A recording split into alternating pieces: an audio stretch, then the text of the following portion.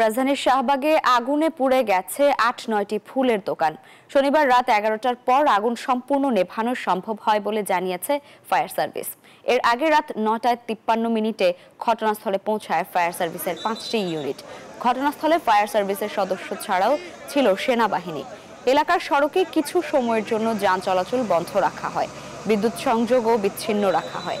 আগুন লাগার কারণ ও ক্ষয়ক্ষতির পরিমাণ সম্পর্কে পরে জানানো হবে বলে জানিয়েছে ফায়ার সার্ভিস। ফুলের দোকানে বেলুনে হিলিয়াম গ্যাস ভরার সিলিন্ডার থাকায় আগুন নেভাতে বেগ পেতে হয়। বান্ডেল থাকলে প্রতি সেনমানিতে টাকা বাঁচবে। বিকাশ সেনমানি বান্ডেল কিনে জিতুন প্রতি লেনদেনে। আগুনের সূত্রপাত কিভাবে হয়েছে সেটা সঠিকভাবে বলা যাচ্ছে না, কিন্তু এখানে যে বৈদ্যুতিক যে তারগুলো ছিল খুব লুজ কানেকশন ছিল, এলোমেলো অবস্থায় ছিল। আমরা ধারণা করতেছি বৈদ্যুতিক গোলযোগের কারণে আগুনটা লাগতে পারে। তো এখানে বিপজ্জনক অবস্থায় ছিল যে বেলুন ফুলানোর জন্য যে গ্যাসটা ব্যবহার করা হয় হিলিয়াম অথবা হাইড্রোজেন, এই গ্যাসের সিলিন্ডার ছিল, সেখান থেকে গ্যাস বের হচ্ছিল।